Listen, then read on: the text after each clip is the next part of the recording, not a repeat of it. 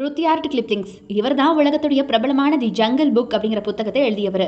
அந்த புத்தகத்தின்படி பெற்றோரால கைவிடப்பட்ட குழந்தை ஒன்று காட்டுல நரிகளால வளர்க்கப்படுது. அங்க விலங்குகளால வளர்க்கப்படக்கூடிய அந்த குழந்தை தன்னையும் ஒரு விலங்காகவே நினைச்சுக்கிட்டு என்ன பண்ணுதுன்னா, விலங்குகளோட பேச, ஒரு இடம் விட்டு ஒரு இடத்திற்கு போக அப்படின்னு வளர ஆரம்பிக்குது. அந்த குழந்தைக்கு மனிதர்கள் அப்படின்னா என்னன்னே தெரியாது. அவங்களோட எப்படி பேசணும் அப்படின்னே அந்த குழந்தைக்கு தெரியாது. இதுதான் அந்த புத்தகத்துடைய அடிப்படை கதை. ஆனா வெகு சிலருக்கு மட்டுமே தெரியும் இந்த திரைப்படம் ஒரு உண்மையான கதையுடைய தழுவல் அப்படின்னு. 1867ஆம் ஆண்டு உத்தரப்பிரதேசம் மாநிலம் புலந்த் சாகர் மாவட்டத்தில் இருக்கக்கூடிய சிலர் பார்த்தீங்கன்னா வேட்டையாடுறதுக்காக காட்டுக்கு போறாங்க. அப்போ அவங்க காட்டுக்குள்ள ஒரு குகை இருக்கிறத பாக்குறாங்க. குகைக்கு பக்கத்துல போக போக அவங்க ஒரு விஷயத்தை நோட்டீஸ் பண்ண ஆரம்பிக்கிறாங்க. அந்த குகைக்குள்ள யாரோ இருக்கிறாங்க, அதாவது ஏதோ ஒன்று இருக்கிறது அப்படிங்கறது அவங்களுக்கு புரிஞ்சிருது. அதுக்கப்புறமா நல்லா உத்து கவனிக்கிறாங்க அந்த உருவத்தை. அது ஒரு 6 வயது சிறுவன் அப்படின்னு கடைசியா அவங்களுக்கு தெரிய வருது. அவனை பார்த்த உடனே இவங்க என்ன பண்ணுறாங்க, பயங்கர அதிர்ச்சி ஆகிட்டு இங்கே எப்படி சிறுவன் வந்தான் அப்படின்னு அவங்க பக்கத்தில் போக ஆரம்பிக்கிறாங்க. அவங்ககிட்ட பேச்சு கொடுக்குறாங்க.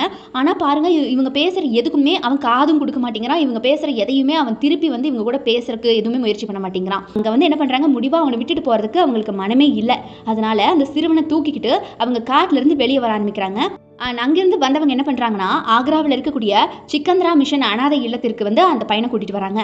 நாங்கள் வரும்போது பார்த்தீங்கன்னா அவனுக்கு பெயர் அப்படிங்கிறதே கிடையாது. ஆனால் கண்டிப்பாக அனாதை இல்லம் அப்படிங்கிற ஒரு விஷயத்துக்கு அவங்க அழைச்சிட்டு போகிறாங்கன்னா பேர் வேணும் இல்லையா? ஸோ அதனால் என்ன பண்ணுறாங்கன்னா, போகிற வழியே தினா சனிச்சர் அப்படிங்கிற பெயரை வந்து அந்த பையனுக்கு வைக்கிறாங்க. சனிச்சர் அப்படிங்கிறதுக்கு பொருள் பார்த்தீங்கன்னா ஹிந்தியில் சனிக்கிழமை அப்படிங்கிற பொருள் வரும். இது எதற்காக அவனுக்கு வைக்கிறாங்க அப்படின்னா, அவன் அந்த ஆசிரமத்திற்கு சனிக்கிழமை கொண்டு வரப்பட்டதால் அந்த பெயரை அவனுக்கு வைக்கிறாங்க. 6 வயசாக இருந்தாலும் அசால்ட்டாக மரம் ஏறுறது, ஒரு இடத்துலேருந்து இன்னொரு இடத்துக்கு பயம் இல்லாமல் தாவறது, 4 காலில் நடக்கிறதுன்னு சொல்லிட்டு மிருகங்கள் என்னென்ன விஷயங்கள் எல்லாம் பண்ணுமோ அது எல்லாத்தையும் இந்த 6 வயது சிறுவன் பண்ணுவானா. ஒரு கட்டத்தில் கண்டுபிடிக்கிறாங்க, இவன் வந்து ஓநாய்களால் வளர்க்கப்பட்டிருக்கான் அப்படின்னு. ஏன் அப்படி நினைக்கிறாங்க அப்படின்னா, அந்த ஓநாய்கள் பண்ணுற மாதிரியே தான் இருக்குமா இவனோட முக்காவாசி ஆக்டிவிட்டி எல்லாமே. சிக்கந்திரா மிஷன் அனாதை இல்லத்தில் அவன் இருக்கும்போது பார்த்தீங்கன்னா பல பேரும் அவனை ஓநாய் மனிதன் அப்படின்னு கூப்பிட ஆரம்பிச்சிருக்காங்க. அவன் செய்கிறத பார்த்ததும் அவன் ஓநாய்களால் வளர்க்கப்பட்டவன் தெரிஞ்சிருச்சு இல்லையா? அதனால மக்கள் வந்து அவன் அப்படி கூப்பிட ஆரம்பிக்கிறாங்க.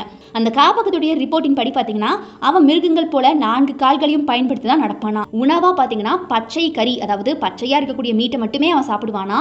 அதனுடைய எலும்புகளை கடிச்சு கடிச்சு தன்னுடைய பற்களை கூர்மையாக்கிக்குவானா. அவன் ஒவ்வொரு முறை உணவை சாப்பிடும் முன்பும் பார்த்தீங்கன்னா அதை தன்னுடைய மூக்கால நுகர்ந்து பார்த்து தான் சாப்பிடுவானா. இந்த பழக்கம் யார்கிட்ட இருக்கும்? அப்கோர்ஸ் விலங்குகள் கிட்ட தான் இருக்கும். அதை தான் அவன் பண்ண ஆரம்பிக்கிறான். இந்த விஷயம் இந்தியா முழுக்க ஊடகங்கள்ல வெளியாகுது. இதை எடுத்து பார்த்தீங்கன்னா பலருக்கும் அந்த காப்பகத்தின் மீது கண் திரும்ப ஆரம்பிக்குது. அது பெரும் சென்சேஷன் நியூஸ் ஆகுது, விவாதங்கள்லாம் கிளம்புது.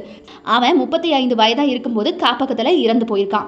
அவன் பெரும்பான்மையான நேரம் பார்த்தீங்கன்னா காப்பகத்தில் இருக்கக்கூடிய ஒரு மனிதர்களை விட அங்க இருக்கக்கூடிய விலங்குகள் கிட்ட தான் அதிக நேரம் செலவிடுவானா.